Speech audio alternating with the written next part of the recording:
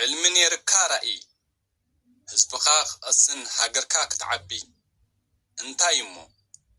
حماق عدل كوينو وديقنا أبارنت تاريخ جننت كحليقون وحدات كأسئلنا يوكرتت جن ازيوان كحلفيو انتاي دخا سجيركا أجد أمو كوينو انت تعنكفكا الله تاريخ بهدي تورارساي كبدهيو أي تسكف تراي أنت بعرزين تاريخ لواه ود هزبي جننت كاي عمبب مبر أيك أهمن ولا انت بزحي وزبي برقز قوة تأليمكا حقب زي متن كنو علامة خاج أويام سسعات والكاويان دقيم أي بكي أي حزن كل قدي فيو حما انصبقون تاريخ الساقاقي ريو جن اللهو يغسل انت كزازم علامة انت كودق كماخا اللهو يغتل السركاس وقمخا جي إرتراخ تبهال أبتيد ناين نشين كم هاجر زفلتا منيو زبا قمبار نديو زبا قمباري زيز كان حكي كونن زبا قمبار نحب ناخوينو كم هاجر نتصوع زبا زبا قمبار يكونن من دي تقالي سمتيوا دم كفيلهم لا واقع حزب إرترا بس إحنا قال كوي ما بتروح حزب مسح هاجر يكون تنكو طبعا يرى بنايت نشين كسكالكو كله تمسرح ولا بروسس تي ناي ريفرندم كان مالي يكايدم بر وبغالس زبا قمبار كوي تراجعتو ناس من إرترا كم إرترا خبيث بيات فنج الحاجر نتقول إذا أنت تبيع من جيت يبلان إرترا لاونت كحدقة خمرسي خوي عسكري كايا عسكر بيات تجار كخمسين كايا دم تخفي الوقت تسعر كاكوا سيمبل كويسي بحيل تكون باور حجوم بحيل قاعدة تاجر تايش مجرو ما نيرنا خين زارو دوسنا في إحنا خنمود دلينا هو يليك أبو لا ونتنا وا أي تخونينا سلام بزخنة أبزا من كنتصلو تبل زلا انتايو أبزي دم بفتحي قال سبات بقرهنت زي زارو بوا أدلو قال سبات كانين بوليتيكا لعلنا تقوم لاز دلي سبات أدلو جي تاي هجي دحنا عبنت سلطنة هجي أبتناتو غزا داركانو بزحات سبات أبز عدمهم زح حساب زي أي تكمل لاي تنتيلنا إلهم زمارورو سبات اللو بحق ننسلهم علنا دينا زبل حسابي تكمل له جي قال سبات كعني أبز خير زلو كم حجازي تمثيلكم ويتطعمكم حساب مسيلكم تنتيلنا تبلو سبات اللهم جاءنا كاب بوزح نجاري تطرقكم تنكم عين السبات ولا خبتني بعال كابتم ني بعال سلطنة جوجلو تكونوا تخولوهم يجن كال مسيركم تزاروا تكونوا تخولوهم ويدما ني بحقكم سمعهم سبات هاي زاربو يهلو خونيهم هجي أنا خم تفطري من كنصلو زبل يزعمن كل خادك تشعت ورحسي من يكنصلك أبي ننات كم مرجع ولا كابزي فتحن لو تندو مقام مدقافن وصيخة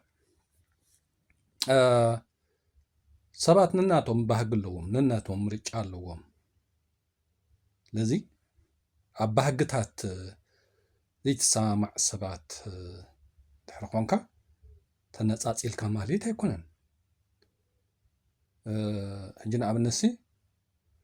قال السبات 100 سبات أكيبهم كوفيلهم كعلو زدلي سبات اللو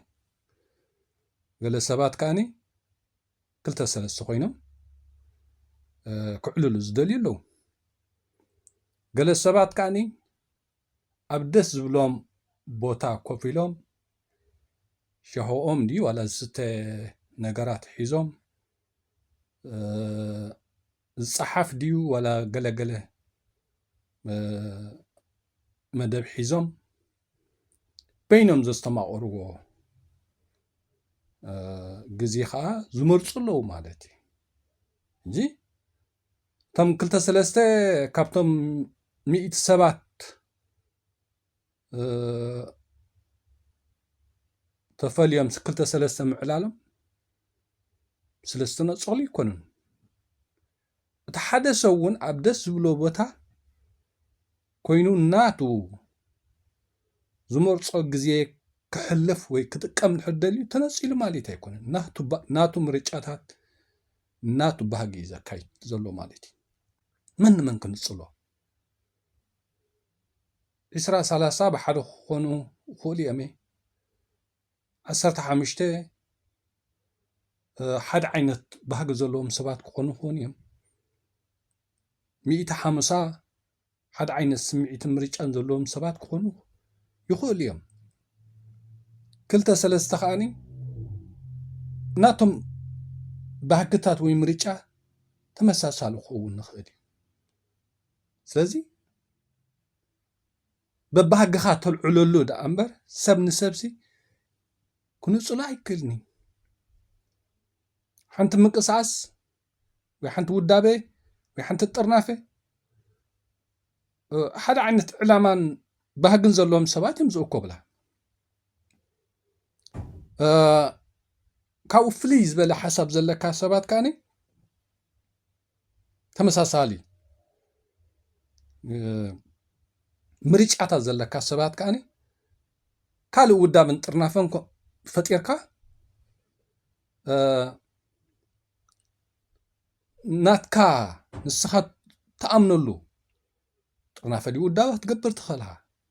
እንጂ ተነፃፂልካ ማለት ድዩ ኣይኮነን ተመሳሳሊ ሓሳብ ዝኾንካ በይንኻ ትእከብ ኣለኻ ተመሳሳሊ ባህጊ ዘለዎም ወይ ምርጫታት ዘለዎም ሰባት ከዓ በይኖም ይኾኑ ኣለዉ ሕጂ ድሌታት እዩ ደኣ ናብ 2-3 ዝኸፋፍለካ ዘሎ እምበር ምንፅፃል ኣይኮነን ከመይ ጌርኩም ምንፅፃር ትርእይዎ ሰልጠንን ከም ሰልጠንን ኮነ ኢሎም እዮም ነቲ ልዕልና ክጥቀምሉ ስለ ዝደልዮም እየ ከምኡ ዓይነት ዝዛረቡ ማለት እዩ ሕጂ ናይቶም ተነፂልና ትብሉ ዘለኹም ሰባት ግን ኣዝዮም ድኹማት ኢኹም ድኹማት መን ክንፅለካ ኣነ ንሰልጠነ ክንፅሎ ይክልኒ ሰልጠነ እውን ንዓይ ክንፅለና ይክልኒ ተሰማሚዕና ብሓደ ክንከውን ንኽእልና ኣይተሰማማዕናን ከዓ በቃ መምርጫታትና ክነልዕል ንኽእል ኢና ከም ሰልጠነ ሓሳብ ዘለዎም ክእከቡ ይኽእሉ እዮም ከመይ ሓሳብ ዘለና ከዓ ክንእከብ ንኽእል ኢና ሕጂ ድሌታት ወይ ባህግታት ኢላ ዝፈልየካ ዘሎ እምበር ምንፃል ኣይኮነን ከመይ ጌርካ ምንፃል ትርዮ ሰልጠነ ከምቲ ኣነ ዝኣምነሉ ስለዘይኣመነ ነፂለ ኣለኹ ማለት ኣይኮነን ወይ ከምቲ ሰልጠነ ዝኣምነሉ ንድሕር ዘይኣሚነ ሰልጠነ ነፂልኒ ማለት ንዓይ ኣይኮነን መን ክንፅለኒ ማንም ፍጡር ክነፅለካ ኣይክእልኒ እዩ በቃ ኣተሓሳስባኻ ጥራሕ እዩ ዝንፅለካ ዘሎ እንድሕር ድኹም ሰብ ኮንካ በቃ ተነፂለ ከምዚ ኮይነ ትብል እንድሕር ኮንካ በቃ ብውሽጢኻ ተነፂልካ ኣለኻ ባዕልኻ ማለት እዩ መን ክንፅለካ ከምኻ ፍጡርስ ክንፅለካ ኣይክእልኒ ተመሳሳሊ ሓሳብ ተመሳሳሊ ባህጊ ተመሳሳሊ ድሌት ዘይብሉ ሰብ የለን ኣብዛ ምድሪ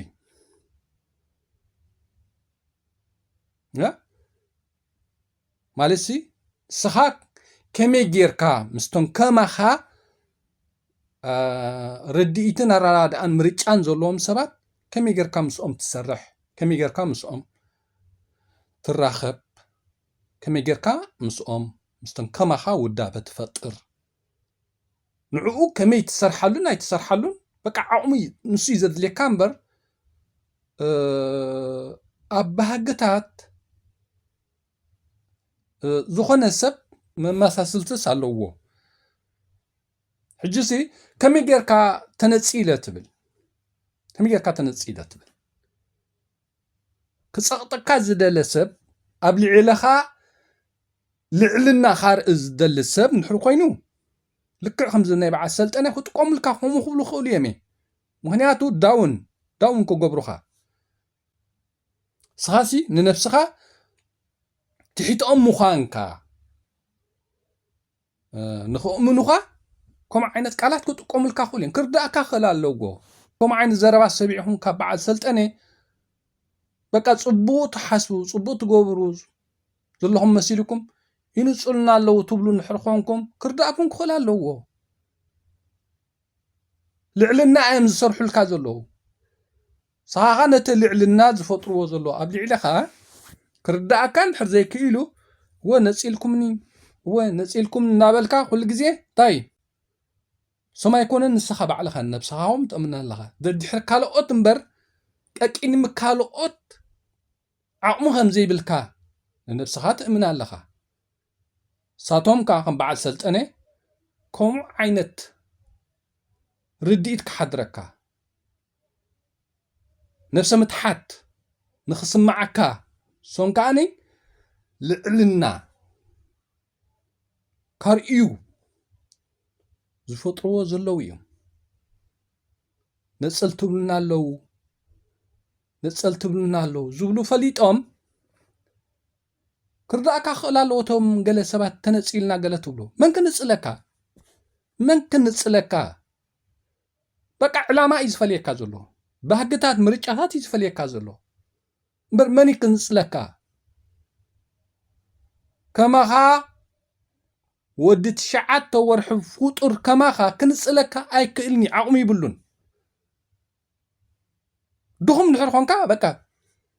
ባዕልኻ ነብስኻ ትንፅላ ኣለኻ ማለት እዩ ባዕልኻ ተትሕታ ኣለኻ ሰብ ከማኻ ግን ክንፅለካ ከም ዘይክእል በቃ ንሱ እቲ ነፂልኒ ትብሎ ዘለኻ ሰብ ከምኡ ዓይነት ሰባት ተኣኪቡ ጉጅለ ኮይኑ እዩ ልዕልና ኣብ ልዕልኻ ዘርኢ ዘሎ ስኻ ኸዓነ ከማኻ ዓይነት ሰባት ከማኻ ባህጊ ከማኻ ድልየት ዘለዎም ሰባት ከማኻ ምርጫ ዘለዎም ሰባት ምስ ከማኻ ሰብ ተራኸብ ኣነ ኣብዚ እንታይ ክብል ይደሊ ቅድሚ 6 ዓመት ዘይርስዓሲ እዚ ትንሳኤ ዓወትና ሓፋሽ ደቀባ ሻዕብያ ገለ ክብል ሓደ ሰምዓኒ መደውለለይ በርሀ የብለኒ እዚ ትብሎ ዘለኻሲ ሰብ ኣይደፍሮን እዩ ከም ሓቂ ኣነ እቲ ትብሎ ዘለኻ ይርዳእኒ ኣሎ ግን ሰብ ሎምሲ በቃ ካልእ ርድኢታት ሒዙ ስለ ዘሎ በቃ ወላ ሓንቲ ናብዚ ሓሳብ እዚ ክመፅእ ሰብሲ ግዜ በቃ እዚ ግዜ ክወስድ ይኽእል ስለ ዝኾነስ በቃ ግደፍኹም ምታት ገለብለኒ ማለት እዩ ኖ ኣነ ከም ባህረይ ንዝኣምነሉ ወላ በይናያ ምድረ በዳ ክነብር ይኽእል እየ ወላ በይናያ ምድረ በዳ ክነብር ይኽእል እየ ሓደ ንተኣምነሉ ዋጋኻ ከፈልካ ኣይተዕውቶን ኢኻ ሕጂ እዚ ዝብለኩም ዘለኹ ሰብ ሕጂ ብዙሕ ዕሊልኒ ማለት እዩ ኣነ ግን ብውሽጢሲ ወላ ሓንቲ ዘይግድሰኒ ዘረባ እዩ ታሽሙ ማለት ሕጂ ንሱ እንታይ ኢልኒ ከምዚ ስለ ዝበልካ ሰብ ክነፅለካ ክእል እዩ ገለገለ ኢልኒ ማለት እዩ ዋ ኣነ ዘይርስዓኒ ግን ሰብ ፍጡር ከማይ ክንፅለኒ ይክእልኒ ኢለ ቅድሚ 6 ዓመት እዩ ኣለ ሰብ ብሂወቱ ማለት እዩ ሰብ ፍጡር ከማይሲ ክንፅለኒ ኣይክእልኒ እዩ ኣነ ንዝኣምነሉ ንባህግታተይ ንድሌታተይ ንምርጫታተይ ولا بيني يا سهران مدربنان كنبر خيله بقى نسي مسجزي خاني نزخونه مالتي نزخونه نجرات مسجزي كما خاين السبات كم تنسخا تبوغو لك كما عينت بهجز زلوهم سبات كا غزينا بغزي تاخاخب تخلخا حجي نتي تمساسالي دليت زلكا سب نختأكب نختراخب نقدم صرحلو تكلالك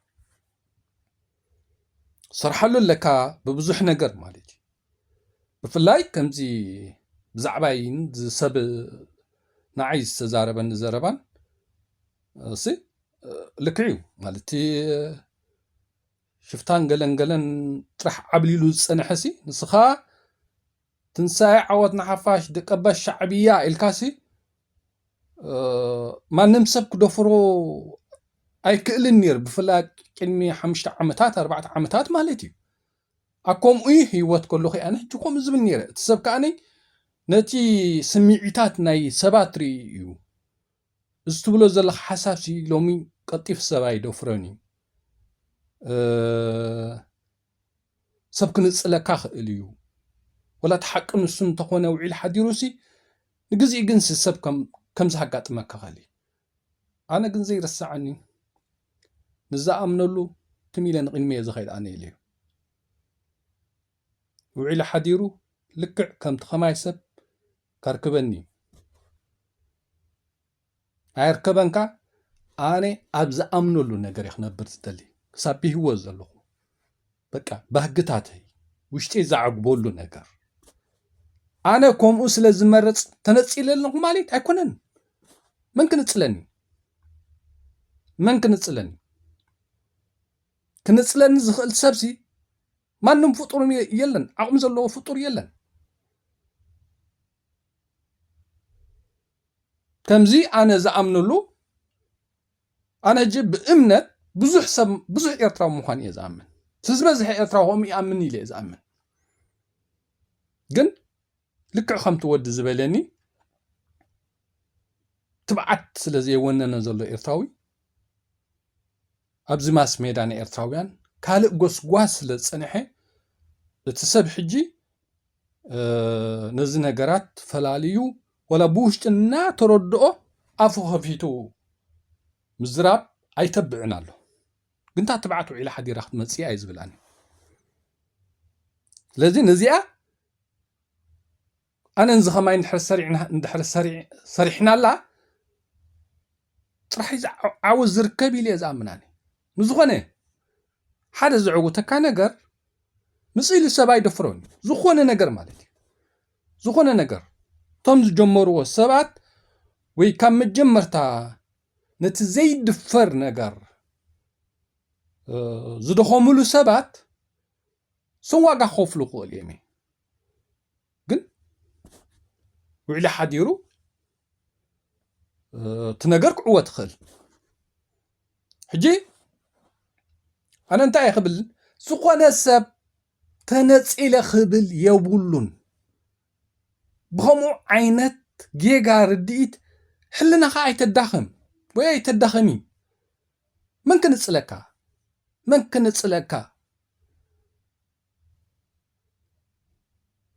ها مس كل سب حد عينت علال دس بلكاي هي بلكاني مسقال السبات مسون كتعلل دس هي بلكان مسقال يم سبات كتعلل دس بلكا بقى بحري ني بحري ها هجي ابا حقتات سلازي تراخبكا من سبات نصيل كاين وي نصيلو مخمالت ايكونن بفصوم هجي زام من صال سلطن اندي بوزح غزي زدغاغما ولا ابتوم ابتيناتو شو زعدو من سبات تحطي يمصاي فليتي جنسو ከምኡ ዓይነት ዝጥቀም ንሱ ዝኸሙን ልዕልና ክስምዖም እቶም ተነፂልና ኢሎም ዝኣምኑ ሰባት ከዓኒ በቃ ክትሕቱ ክሳዶም ከድንኑ እዚ ሕጂ ብዓይኒ ፖለቲካ ልዕልና እዩ ዘካይድ ዘሎ ማለት እዩ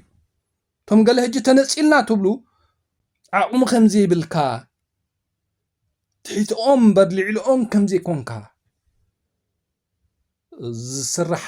ስራሕ እዩ እዚ ሕጂ እቶም ብገለ ብግርህና ትዛረብዎ ተነፂልና ገለ ትብሉ ሰባት ክርዳእኩም ክኽእል ኣለዎ ማንም ፍጡር ካንሲ ክንፅለካ ዝኽእል የለን ዕቁብ ንባዕላ ዕቁብ እኮ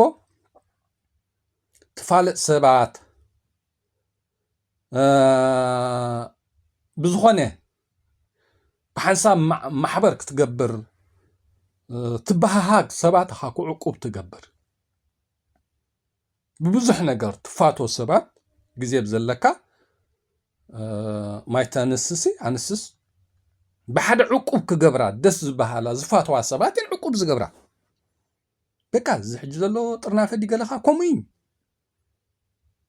ሓደ ዓይነት ምርጫ ባህግን ርድኢትን ዘለካ ሰባት ብሓደ ትውደብ ብሓደ ትጥርነፍ ተም ካልእ ተመሳሳሊ ባህግታት ዘለዎም ሰባት ከዓ በይኖም ጥርነፉ በይኖም ውደቡ ተነፃፂልካ ግን ኣይኮነን እዚ ባህግታት እዩ ዝፈለየካ ዘሎ ወይ ስነ ሓሳብ ንበሎ ወይ መትከላት ንበሎ ወይ ካልእ ንበሎ እምበር ተነፃፂልካ ኣይኮንከን ከመይ ጌርካ ክትነፃፀል ናፃፀል ኣይትኽእልና ንስኻ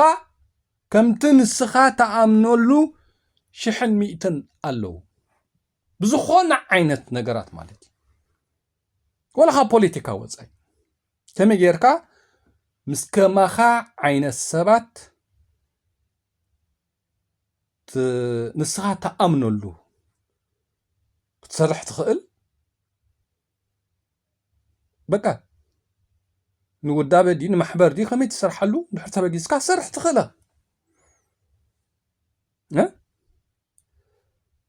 ከምዞም በይኖም ኮፍ ኢሎም መፅሓፍቶም ከንብቡ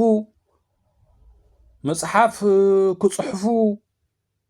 ዝደልዩ ሰባት ከምኦም ድሕር ኮንካ ከዓኒ በቃ ሰባት ምሳኻ ተራኺቦም ውዒሎም ጉዳይካ ክኸውን ኣይከልኒ ግን ነፂልካዮም ወይ ነፂሎምኻ ማለት ኣይኮነን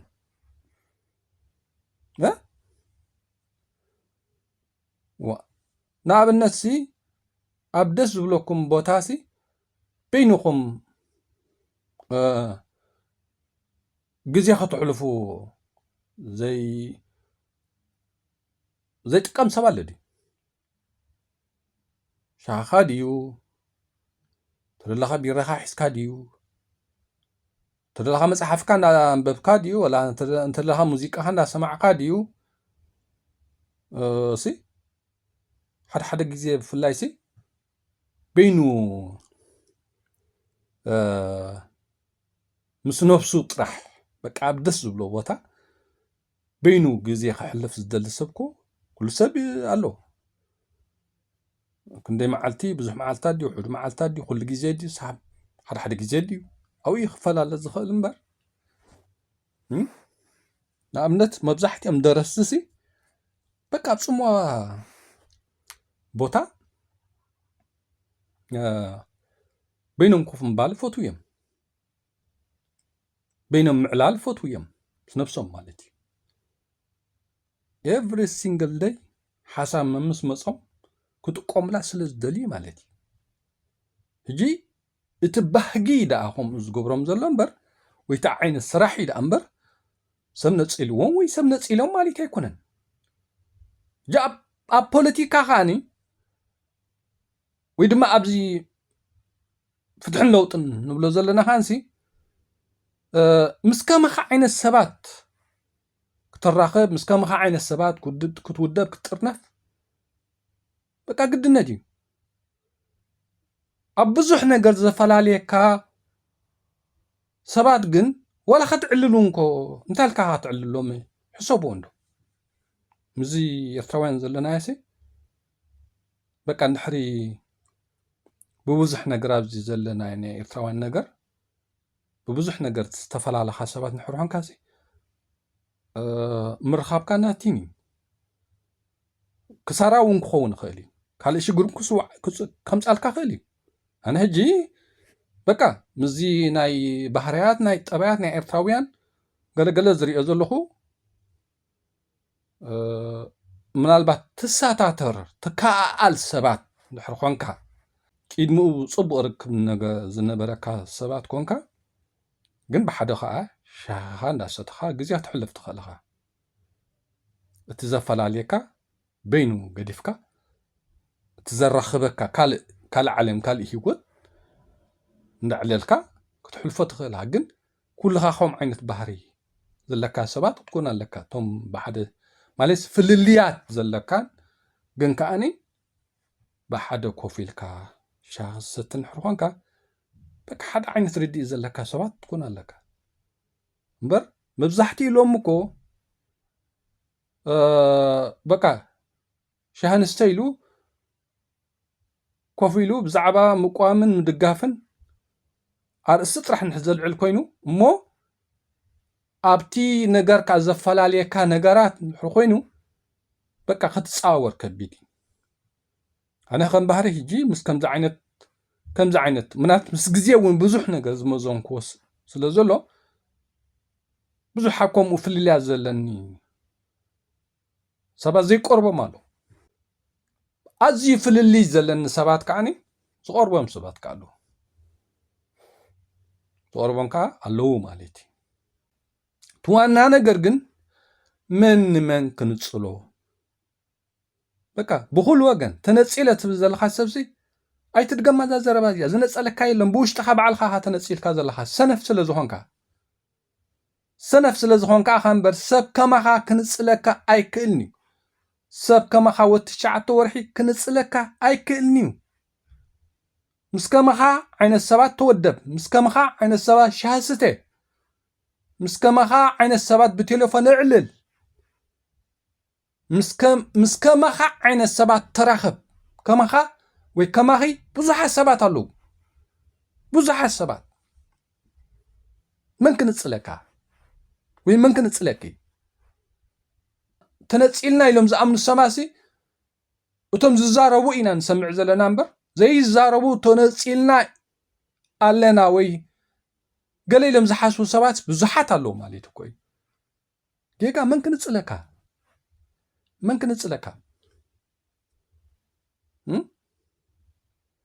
ገለ ሰብ ቀዳም ሰንበት ቢራ ሒዙ ከማስል ዝደሊ ሰብ ኣሎ ገለ ሰብ ከዓ ምግቡን ሻሁን ሰትዩ ጥራሕ ገዝኡ ክምለስ ዝደሊ ሰብ ኣሎ እዚ ቦታ እዚኡ በበይኑ እዩ እንዳ ቢራ በይኑ ባሪ ወይ ፓቢ ወይ ገለ እዩ እንዳ ቤት ምግብኻ ካሊእ እዩ ኣብ ደስ ዝብለካ ስለ ዘምሰኻ ኣብቲ እንዳ ባር 20-30 ብሓደ ስለ ዘምሰዩ ኣብቲ እንዳ መግቢ እንዳ ሻሂ ንበይንኻ መግቢ በልዒኻ ወይ ምስ ከልኣይካ ወይ ምስ ሳልሳይካ ኣብኡ ስለ ዘምሰኻ ተነፂልካ ኣለኻ ማለት ኣይኮነን ነናትካ ምርጫ እዩ ነናትካ ባህጊ እዩ ወላ በይንኻ ኣብ ደስ ዝብለካ ቦታ ግዜ እንድሕር ሕሊፍካ ምርጫኻ ስለ ዝኾነ እምበር ተነፂልካ ማለት ኣይኮነን ክነፅለካ ዝኽእል ሰብ የሎን ንስኻ ንሰብ ክትንፅል ኣይትኽእል ሰብ እውን ንዓኻ ንፅለካ ኣይክእልኒ እዩ ከማኻ ዓይነት ሰባት ብዙሓት ኣለዉ ሰብ ደሊኻ ነቶም ንዓኻ ዝመስሉ ወይ ከማኻ ረዲኢ ዘለዎም ወይ ከማኻ ባህጊ ዘለዎም ምስኦም ብኸመይ ትራኸብ ክሰርሓሉ ትክእል ኣለካ ንኣብነት ብፍትሕን ለውጥን ወይ ኣብ ምቋምን ገለንሲ ንኣብነት እዚ ኣነ ናይ 6 ዓመት ሒዝየ ዝኸይድ ዘለኹ ዕሊለ ማለት እዩ ቅድሚ 5-6 ዓመት ሰብ ደው ኢሉ እዚ ትብሎ ዘለካ ሓሳብ ሰብ ክደፍሮ ኣይክእልኒ ሎሚ ግዜ ክወስድ ዝኽእል ሓሳብ እዩ ሰባት ከይፀርፉኻ ሰባት ከይንፅሉኻ ኢሉሲ ኣዝዩ ዘኽብረኒ ሰብ ስለ ዝኾነ እዩ ቅድሚ 6 ዓመት ይኹም ኢሉ ተዛሪብኒ ኣነ ሃቕሰን ኢለ ንዓይ ክንፅለኒ ዝኽእል ሰብ የለን ኣነ ክንፅሎ ዝኽእል ሰብ እውን የለን ኣነ ንምርጫተይ ንባህግታተይ ንዕላማታተይ ንድሌታተይ ዋላ ኣብ ሳሕራ በይነይ ስለ ዝነበርኩ ምርጫይ ስለ ዝኾነ እምበር ስለ ዝተነፀልኩ ይኩንኩን ኣብኡ ክነብር ዝኽእል በቃ ናተይኮም እዩ ዝኾነ ሰብ እውን ናይ ገዛ ርእሱ ስንፍና እዩ ተነፂለ ገለ ክብል ዝኽእል እምበር ማንም ሰብ ክንፅሎ ዝኽእል ሰብ የለን ከማይ ዝሓስብ ሰብ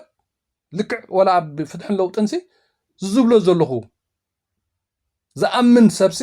እንድሕር ኺቢ ኣነ ከመይ ቢለ ክንፅሎኽእል ከማይ እንዲ ምስኡ ክንዕልል በቃ ደስ ኢልኒ ክዕልል ይኽእል ምስኡ ኣሚነ ከማሲ ይኽእል ምስኡ ኣሚነ ዝኾነ ምስጢር ክዕልል ይኽእል ከም ሓደ ዓይነት ዕላማታት ስለ ዘለና ማለት እዩ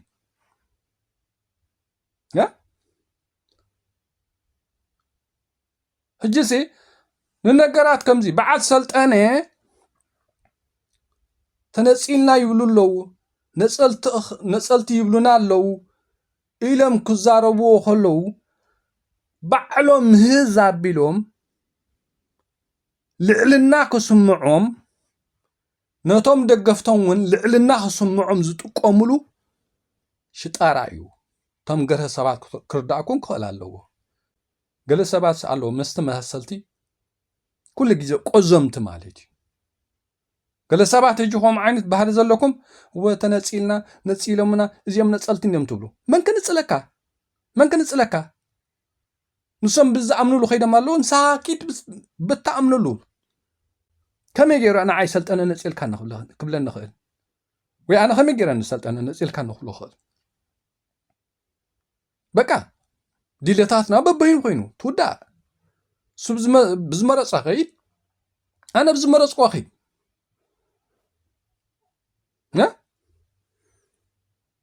ኣነ ምስቶም ከማይ ባህጊ ዘለዎም ኣብ ፍትሕን ለውጥን ከማይ ዕላማ ዘለዎም ኣነ ምስኦም ኸይድ ሰልጠናኻ ምስቶም ከምኡ ኸይድ ትውዳእ ዕላማታት እዩ ዝፈልየና ዘሎ እምበር ተነፃፂልና ኣይኮናን ሕጂ እቶም ገለሲ ተነፂልና ወላ ካብ ፖለቲካ ወፃእሲ ክንፅለካ ዝኽእል ሰብ የለን ከምቲ ንስኻ ትደልዮ ንስኻ ትብህጎ ከመኻሲ ብዙሓት ሰባት ኣለዉ ብዛ ምድሪ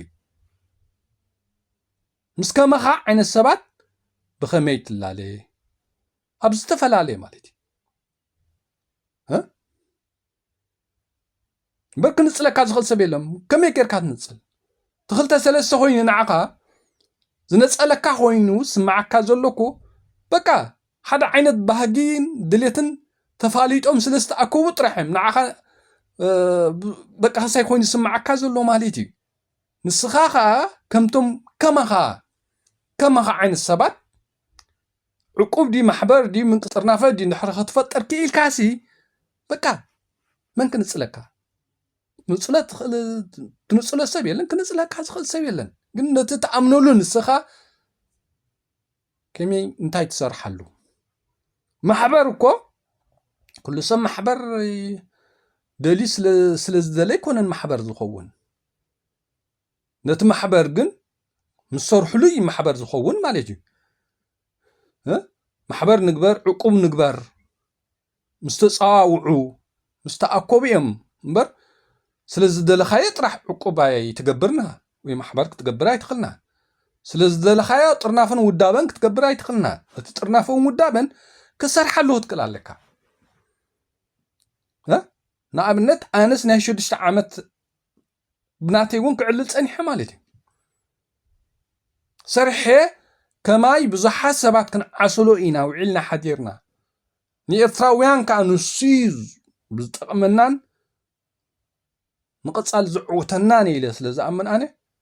በቃ ስኢለ ዝኸይድ ትንሳዕ ዓወት ንሓፋሽ ደቀባሽ ሻዕብያ ክብል ከለኹሲ በቃ ቀሊል ከም ዘይኮነ ዝፈልጥ እየ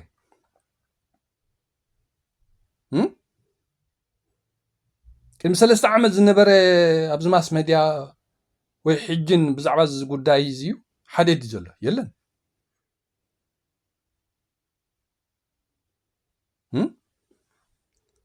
ድሕሪ ዝተወሰነ ግዜ እውን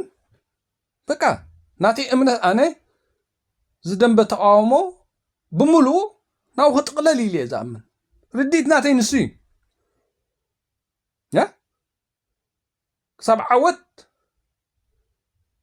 ኣነ ጥራሕ ኮይነ 20 ኮይና 15 ኮይና 100 ስለ ዝኾና ኣይብልኒ በቃ ታትኣምንላ ክሳብ ዓወት ብሂወት ዘለኻ ትኸዳ ጥራሕ ንሱሲ ኣብ ምድረ በዳ ክነብር ምርጫይ እንድሕሪ ኮይኑ ኣነ ምርጫይ ስለ ዝኾነ ጥራሕ ኣብኡ ክነብር ዝኽእል እምበር ማንም ሰብ ነፂሉ ኣብኡ ከንብረኒ ይክእልኒ ድኹም ሰብ እንድሕሪ ኮንካ ጥራሕ ሰብ ክንፅለካ ዝኽእል ብውሽጢኻ ሰብ ኣይኮን ዝነፅለካ ዘለኩ ሰብ ዝነፀለካ ኮይኑ ይስማዓካ እምበር በቃ ውሽጢኻ እዩ ሰብ ከማኻ ወዲ 9 ወርሕሲ ፍጹም ልዕለኻ ማንም ሰብ ክንፅለካ ኣይክእልኒ ክትንፅሎ እውን ኣይትኽእልናን ሰብ ኣይትኽእልና ኣነ ንማንም ፍጡር ክንፅሎ ኣይክእልኒ ኣነ ንሱን ዘፈላለየና ነገር ኣልዩ ናይ ዝኾነ ናይ ፖለቲካ ናይ ጠባይ ናይ ማሕበር ናይ ዕቁብ ወላ ናይ ዝኾነ ይኹን ኣነ ንሱን ዘፈላለየና ምክንያት እንተልዩ ጥራሕ ኢና ንፈላለ ንኽእል እምበር ክንፅሎ ኣይክእል ክንፅለኒ ይክእል ኣነ ምስ ምርጫሃተይ ምስ ድለታተይ ምስ ከማይ ዓይነት ሰባት ነገራት ክመርፆ ይኽእል ሓደ ሰብ እውን ምስ ከምኡ ዓይነት ሰብ ክመርፅ ይኽእል ግን ብሕግታትና እዩ ዝፈላለየና ዘሎ እምበር ኣይነፀልኩ ኣይነፀለኒ ሕጂሲ እቶም በዓል ስልጠነ ነቲ ምንፃል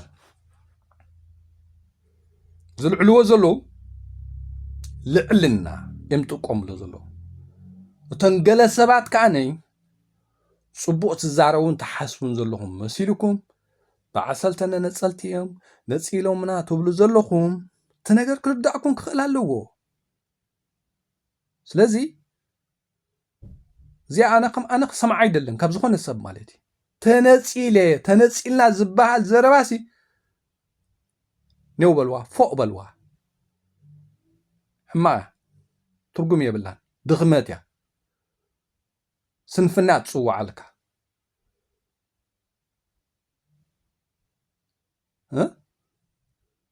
ሕጂ ነዛ ምንፃል ብኸምዚ ትርድዋ ኣለኩም ተነፂልና ትብሉ ሰባት ከም በዓል ሰልጠነ ግን ነፀልቶኹም ይብሉና ኣለው ኢሎም ክዛረቡላ ፈሊጦም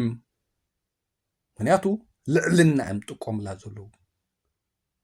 እሶም ብመደብ እዮም ክሰርሑላ ግድነት እዩ ከመይ ፖለቲካ ከመይ ቢልካ ትሕትኻ ከም ዝኾኑ ደዲሕራኻ ከም ዝኸዱ ወላ ኸ ከድካ ከለኻ ደዲሕሮም ከም ትኸይድ ከም ስሉኻ ግድነት እዩ ፖለቲካ ከምኡ እዩ ክርዳእኩም ከሎ ኣሎ ተንገለገለ ሰባት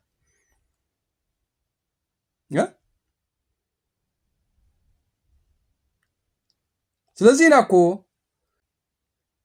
ከንዕንወካ ኢና ጥራሕ ትብሎ ዘለካ በቃ ከምዚ ናይ በዓል ሰልጠነ ብግንባር ገለ ምስ ኣብ ኣሕመድ ዝብሎ ዘለዉ ከንዕንወኩም ኢና ምስ ኣብ ኣሕመድ ክንቆብረኩም ኢና ምስ ህግደፍ ደሚርና ከነጥፋኣኩም ኢና ትብሎም እንታይ ትልሙን ኣለዎም እስኻ ከመይ ጌርካ ክትዕወተሉ ነዚ በቃ ትጉስጉስ ንዓኻ ዝዕውተካ ጥርናፈ ውዳበት ትሰርሕ በቲ ሓደ ውዳባትያትካ ትሰርሕ ትክእል ኣለካ በቲ ሓደ ከዓነይ ክዕንወኩም ኢኻ ትብሎም ንዕበጃኹም ስለዚ ሄር ንረዳዳእ ይህን ንበሃል ኣይትበል ኩሉ ግዜ ቋንቋኻ ንሱ ክኸውን የብሉን በቃ ከምዚኣን ብደረጃ ኤርትራውያን ስግኣ ስለ ዝኾነት በቃ ከንዕንወኩም ኢና ምስ ህግደፍ ደሚርና ክንድምስሰኩም ኢና ነዚ ክንሰርሓሉ ኢና ዝለዓለ ዓቕሚ ዝለዓለ ኢድ ክነጥሪ ኢና ክንሰርሓሉ ኢና በቃ ፖሚ ሕጂ ትቀንድ ነገር من ክንጽሎ ስለዚ ብበዓል ሰልጠነ ተነጺልና ትብሉ ዘለኹም ሰባት ኣይትጋገዩ ሰልጠነ ንኣብነት ኣብታ ናቱ ሚድያ ክንጽለካ ይኽእል ኣብታ ናቱ ገዛ ኣብታ ናቱ ቻነል ኣብኣ ማለት ኣብዛ ናተይ ቻነል እውን ኣነ እኮ በቃ ዘየድልየኒ ሰብ እኮ ዝሰብ እዚ ስእሉን ዘረብኡን ኣየድልየኒ እንተኢለ ኣብዚ ናተይ ቻነል ክጽዕኖ ይክእልኒ ናይ ዝኾነ ሰብ ዘየድልየኒ ሰብ ንሕር ኮይኑ ማለት እዩ ሰልጠነ እውን ኣብታ ናቱ ሚድያ ወላ 10 ግዜ ንዓኻ ከጥቃዓካ ደልዩ ገለገለ ደልዩ ኣብታ ናቱ ሚድያ ጥራሕ እዩ ከምዚ ኣነ ዝዛረበ ዘለኹ በቃ ኣብኣ ክዛረብ ዝኽምር ካብ ኣስግር ኢሉ ወላ ሓንቲ ገብረካ ዝኽእል ነገር የለን ተዓቕሙ ኣለዎ እንታይ ዓቕሙ ኣለዎ ልዕለኻ ዓቕሙ ከም ዘለዉ ከምስል ግን ክድህለካ እንታይ እዩ ዝብለካ ዘሎ ነፀል ትብሉና ኣለዉ ነፀልትኡኹም በዓል ሰልጠነ ትንፅሉና ኣለኹም ይብሉና ኣለዉ እንዳበለ ፈሊጡ ምስ ሰባት ኣብኡ ክዛረበሉ ይውዕል ትኽርዳእኩም ኣሎ ተንገለገለ ሰባት መን ኮንካ ንስኻ ክትንፅል እንታይ ዓቕሙ ኣለካ ኣኹም ክትብሎ ዘለኩም እንታይ ዓቕሙ ኣለካ ሰልጠነሲ እንታይ ዓቕሙ ስለ ዘለካ ኣኻ ንዓና ክትንፅል ደኣ ወይ ተንከማኻሲ እንታይ ዓቕሙ ስለ ዘለኩም ንዓና ክትንፅሉና ስለዚ ነዚ ነገር እዚ ብከምዚ ክረአ ኣለዎ ክብል ስለ ዝደለኹ እየ ሰሰናዩ